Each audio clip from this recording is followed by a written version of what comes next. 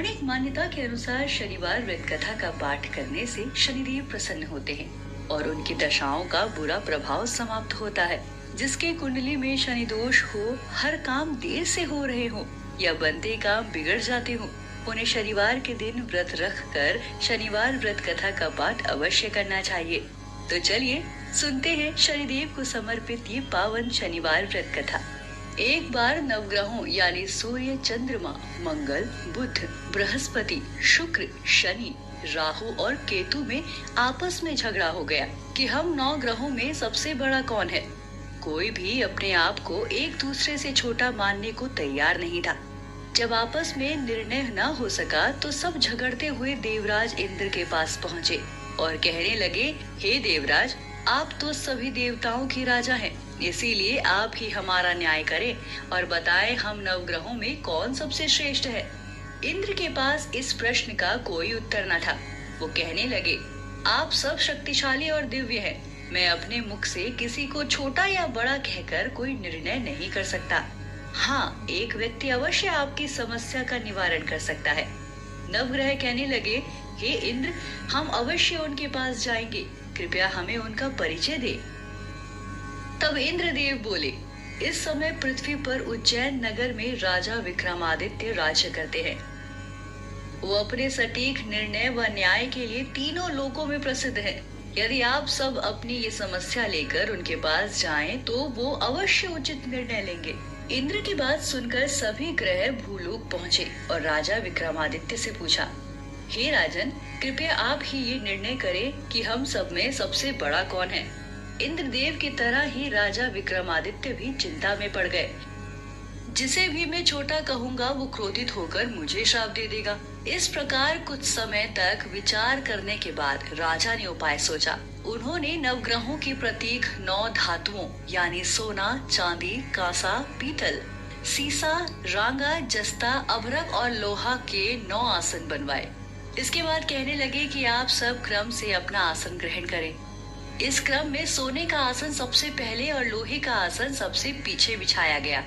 इस प्रकार सूर्य, चंद्रमा आदि सब 9 ग्रह अपने अपने आसन पर विराजमान हो गए। तब राजा कहने लगे, हे देवों, आपने मुझे किसी एक को सर्वश्रेष्ठ चुनने के लिए कहा था, इसीलिए अब मैं आपकी इस समस्या का समाधान कर रहा हूँ। जिसका आसन सबसे आगे वो सबसे बड़ा और जिसका आसन सबसे पीछे है वो सबसे छोटा है।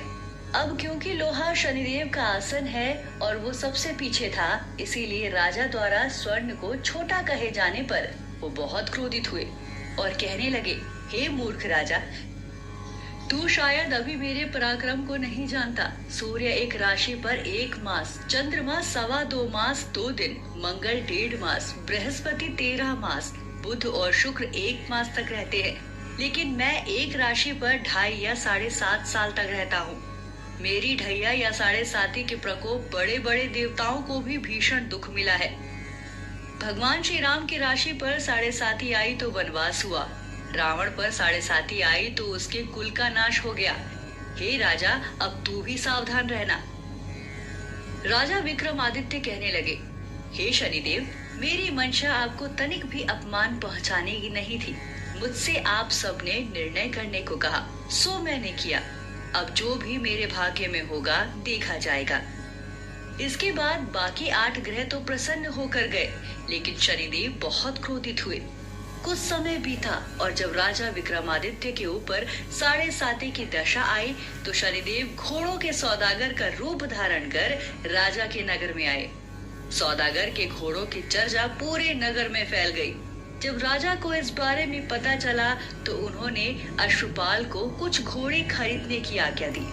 अश्वपाल ने जब ऐसी अच्छी नस्ल के घोड़े देखे और सौदागर से उनका मूल्य पूछा तो चकित रह गया। उसने राजा को खबर भेजी। राजा वहां आए और उनमें से एक अच्छा सा घोड़ा चुनकर सवारी के लिए निकल गए। राजा जैसे ही थोड़ी दूर चले, घोड़ा बहुत तेजी से भागने लगा और नगर से बहुत दूर एक जंगल में जाकर अंतर्ध्यान हो गया। इधर राजा विक्रमादित्य सुनसान जंगल में अकेले भटकते रहे। राजा भूख प्यास से व्याकुल थे। तभी उन्हें एक ग्वाला दिखा। ग्वाले ने राजा को पानी पिलाया तो उन्होंने अपनी उंगली की अंगूठी निकालकर उसे दे दी। इसके बाद राजा चलते चलते एक शहर पहुंचे। वहां एक सेठ की दुकान पर गए और सेठ से कहने लगे, मेरा नाम वीका है और मैं उज्जैन का रहने वाला हूँ। सेठ ने उन्हें भला मानुष समझकर जलपान कराया। भाग्यवश उस दिन सेठ की दुकान पर खूब बिक्री हुई। इस पर सेठ ने विचार किया कि हो ना हो इन अतिथि के चरण बड़े शुभ है। ये सोचकर वो राजा विक्रमादित्य को अपने घर भोजन कराने ले गया। जब राजा भोजन कर रहे थे, उसी समय एक बड़ी अनोखी घटना हुई। राजा ने देखा कि खूंटी पर एक हार लटका हुआ है और वो खूंटी उस हार की एक एक मोती को निगलती जा रही है। थोड़ी देर बाद जब सेठ कमरे में आया और उसे हार न मिला, तो सबने सोचा कि जरूर वीका ने ही हार चुराया है। लेकिन जब वीका चोरी करने से इनकार करने लगे, तो 5-7 आदमी उन्हें फौजदार के पास ले गए। फौजदार ने उन्हें वहां के राजा के सामने पेश किया और कहा कि ये व्यक्ति भला मालूम होता है, किंतु सेठ कहता है कि इसके अलावा और कोई घर में आया ही नहीं, इसीलिए अवश्य ही वो हार इसी ने चुराया है। ये सुनकर राजा ने आज्ञा दी कि फौरन इसके हाथ पैर काट दिए जाए। इस प्रकार वीका के हाथ पैर काट दिए गए। कुछ समय बीतने के बाद एक तेली उसे अपने घर ले आया और उसे कोल्हू के बैल हाँकने के लिए बिठा दिया। वीका अपनी जुबान से बैल हाँकते रहे और थोड़े दिन बाद उनकी शनि की दशा समाप्त हो गई। एक बारिश की रात वीका यानी राजा राग मल्हार गाने लगे, जिसे सुनकर उस नगर के राजा की कन्या उन पर मोहित हो गई और दासी से कहने लगी कि हे दासी, जाकर पता लगाओ कि कौन गा रहा है। दासी ने जाकर देखा तो तेली के घर कोल्हू के पास बैठा एक लंगड़ा लूला व्यक्ति ये राग गा रहा था। दासी ने वापस आकर राजकुमारी से सब कुछ बता दिया। ये सुनकर राजकुमारी ने उस लंगड़े लूले व्यक्ति से विवाह करने का प्रण किया। अगले दिन जब भोर हुई और दासी राजकुमारी को जगाने गई, तो राजकुमारी चुपचाप पड़ी रही। तब दासी ने रानी के पास कर राजकुमारी के न उठने का कारण बताया। जब रानी आई तो राजकुमारी कहने लगी कि माँ, मैंने ये प्रण कर लिया है कि तेली के घर में जो चौरंगिया यानी लंगड़ा लूला है, मैं उसी के साथ विवाह करूंगी। रानी ने कहा, बेटी तू ये कैसी बात कर रही है? कन्या कहने लगी, माँ, मुझे कोई राजकुमार नहीं चाहिए, मैं तो उसी व्यक्ति से विवाह करूंगी। रानी चिंतित होकर राजा के पास गई और राजा को पूरी बात बताई। राजा ने भी बहुत समझाया कि मैं देश के कोने कोने में अपने दूत भेजकर सुयोग्य और बड़े से बड़े गुणी राजकुमारों को बुलवाऊंगा। उनमें से तुम जिससे कहोगी उसी के साथ तुम्हारा विवाह होगा, लेकिन उस चौरंगी के साथ विवाह करने का हट छोड़ दो। राजकुमारी कहने लगी, पिताश्री, मैं अपने प्राण त्याग दूंगी, लेकिन किसी और से विवाह नहीं करूंगी।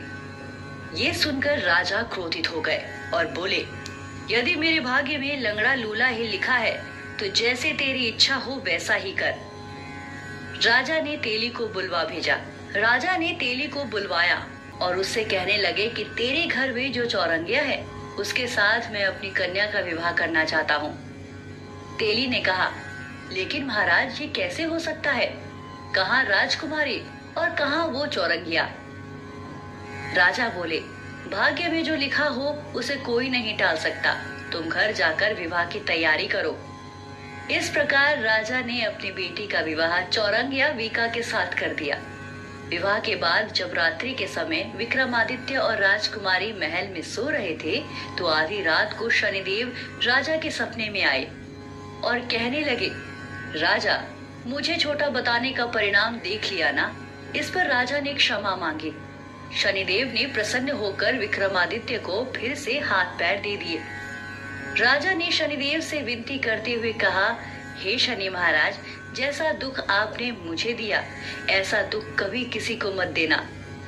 इस पर शनिदेव बोले, हे राजन, जो व्यक्ति शनिवार व्रत कथा सुनेगा या कहेगा, उसको मेरी दशा से कोई कष्ट नहीं होगा, और जो प्रतिदिन मेरा ध्यान करेगा वह चींटियों को आटा डालेगा, उसके सभी मनोरथ पूर्ण होंगे। ये कहकर शनिदेव अंतर ध्यान हो गए। इधर सुबह जब राजकुमारी की आंख खुली तो अपने पति के हाथ पैर देखकर आश्चर्यचकित हो गई। तब राजा विक्रमादित्य ने बताया कि ये सब शनि के प्रकोप के कारण हुआ था। ये सुनकर राजकुमारी की खुशी का ठिकाना ना रहा और जब ये बात राजा तक पहुंची तो वो भी बड़े प्रसन्न हुए। उधर जब सेठ को ये खबर मिली तो राजा विक्रमादित्य के पास आकर उनके पैरों में गिरकर क्षमा याचना करने लगा। तब राजा कहने लगे, हे सेठ, ये सब कष्ट मुझे शनिदेव के प्रकोप के कारण सहना पड़ा। तुम अपना मन छोटा ना करो। ये सुनकर सेठ बोला, हे महाराज, मेरा ये पश्चाताप तभी समाप्त होगा जब आप मेरे घर पधार कर प्रेम पूर्वक भोजन करेंगे।